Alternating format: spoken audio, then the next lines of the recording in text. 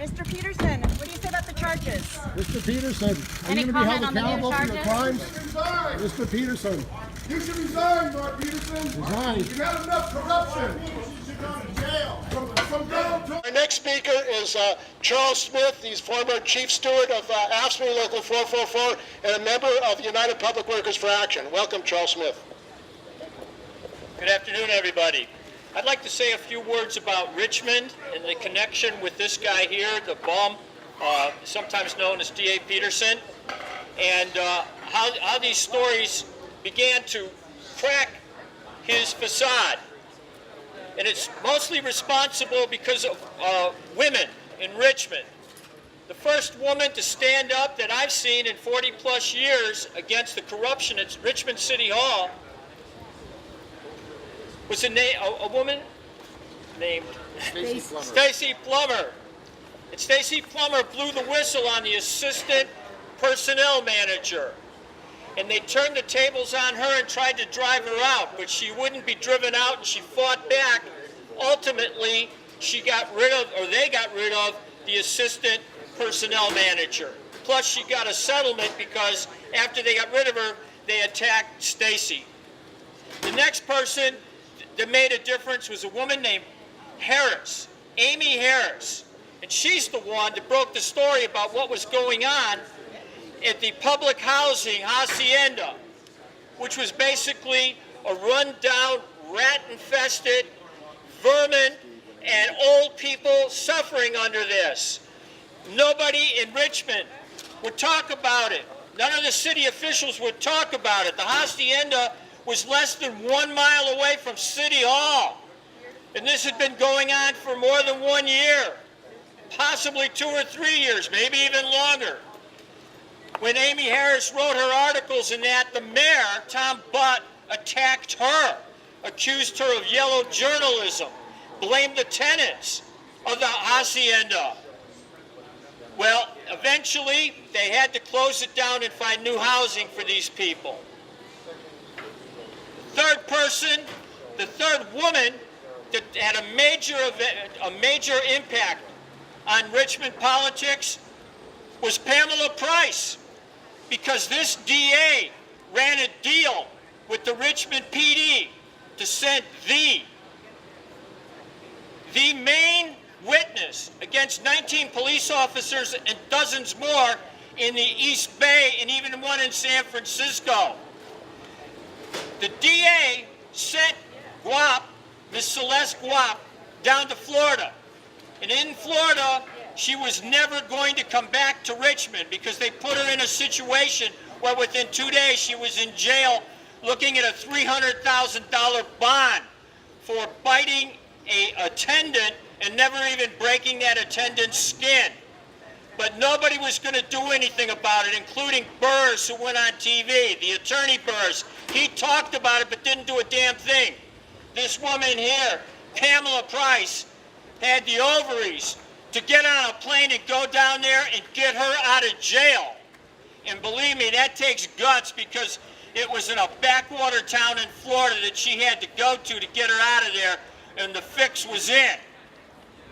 And finally, there was a family, the Perez family, that did not allow their son and grandson's death at the hands of a police officer in Richmond to be swept under the rug. And to this day, they're still fighting. These are the people that are standing here that are heroes of this whole situation. That guy that's going to stand up there today is nothing but a goddamn bum. A bum. And he's a bully. And he has met his match. And this guy hopefully will be in jail, maybe even in jail here. End of story. Rick Perez, father of Petey Perez, shot by Richmond Police Department on September 14, 2014. I have issues with Mark Peterson because he doesn't prosecute police officers for bad things. He makes poor judgments. He made his own poor judgment in his actions with his own campaign fund. In my case, in my son's case, he took the police officer's word for what happened the police officer, classic. The first thing they teach the guys in the police in the academy is, I feared for my life, you reached for my weapon. That's what the officer said about my son. We have 6 witnesses that say otherwise, that my son was trying to walk away from the officer, wanted to just get out of there, and the officer escalated the situation, and now my son's not with us no more. I confronted Mark Peterson, had the opportunity at Alwyn Brown's swearing ceremony, the chief of police in Richmond. And first off, he acted like he didn't know nothing of my son's case. And then after I pointed out several things to him about discrepancies on how he approached it, he all of a sudden remembered, and he just he still hasn't done nothing with my son. So he's demonstrated that with that Michael Gressett, allowing him to be employed again. He's demonstrated that with the lady that slammed into the back of Elijah Dunn's car, the 3-year-old in San Ramon. He was reluctant to press charges against her because she's the wife of a deputy in Alameda. So there's so many things that Mark Peterson doesn't see about us. It's a separation of the law enforcement community and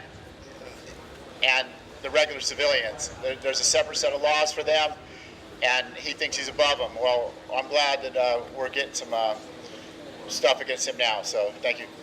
Day for Contra Costa County. Yes, it is. Yes, it is. We are so excited. That's right. Thankful. You all should all be so proud of what you've done.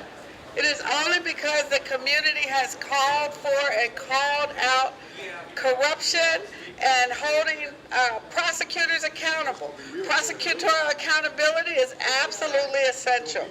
And we held a trial in January of this year, and we called out the different things that Mark Peterson has failed this community on. And so it is a blessing today to know that he is going to be held accountable. 16 times. That's right, for the things that he has done. Woo! Not only, and so it is a testament to the power of the community and the power of organizing within the community. It was the action of the grand jury, the action of the Contra Costa County District Attorneys Association, the family of Petey Perez, the Coalition to Restore Public Trust, the union activists. All of those things came together in this county to hold this district attorney accountable. And it is the beginning of a new day where we are going to have prosecutorial accountability across this state. So this is a great victory for those of us who are here and a great victory for the people of Contra Costa County. So thank you very much. I just wanted to point out that Mr. Peterson is not alone in terms of prosecutorial misconduct. We have this problem throughout the nation. So for instance, in Philadelphia, oh boy, we have a situation where the DA has gone to prison. The DA of Philadelphia was sent to prison, okay? Now, look at this. They had another one in Pennsylvania that had child pornography on a state-owned computer. That's right. I'm sorry, this happened. Let's talk about, what's going on here. These people go around bullying folks, attacking the wrong people, and doing whatever they want, and they think they can get away with anything. That's what happens. So this is not just about the $66,000, although that is certainly wrong and is certainly something that should be followed through on. But we're talking about what he did with Petey. We're talking, here is the DA. He's a bully. A child got involved in a minor mistake. Her mother and her, they're going through the store, and the man's following them around. So the man following him around, she pepper sprayed him. She said, "What's this guy following me around for?" Mr. Peterson saw fit to put that girl in prison for 30 days or jail. Had the child chained up. Yeah, so you feel real safe now, huh? But in fact, he's a lowlife thief and he's going to get everything he deserves. And the Oscar Grant Committee is happy to see this one go down because he covered up murder of P.D. Perez. Now, another issue that we want to bring up today is another issue of retaliation and workplace bullying at the Bay Area Air Quality Management District. And this is another example of the failure of the District Attorney, Mark Peterson, to properly pursue corruption and retaliation and workplace bullying.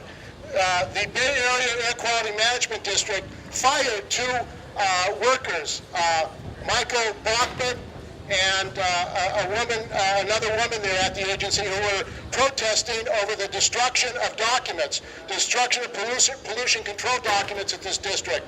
Now, it should be illegal. It should be illegal to destroy documents on pollution records, and it is illegal. And we called on Mark Peterson to investigate the destruction of documents and to prosecute the executives of the agency for allowing the destruction of documents and pollution records. Mark Peterson is missing in action, this district attorney. What we're saying is we need the prosecution of corrupt officials here in Contra Costa County. When they destroyed pollution control records, as they did at the Bay Area Air Quality Management District, that is wrong. That needs to be investigated and prosecuted. And the reality is they haven't investigated that. Now, what does that mean? It's not just about Mark Peterson. It's about the people in this county who are suffering from asthma, who are suffering from pollution toxics, who are suffering from contamination by these companies, these corporations. Where is Mark Peterson? Whoever replaces Mark Peterson, has to follow the law. They have to prosecute these criminals who are basically corrupt officials, and this agency, Bay Area Air Quality Management District, is a captured agency. It does not represent the people of Contra Costa County, and Mark Peterson has been representing the corporations in Contra Costa County. He hasn't represented the people of Contra Costa County. So we're saying that this criminal activity by Mark Peterson is not isolated. It's not one case. It's not one criminal activity. It is in regard to a lot of activities. And also we want to invite Pamela Price to come up here. Pamela, who has been defending her clients and other people on the issues of illegal activity that has not been prosecuted by Mark Peterson.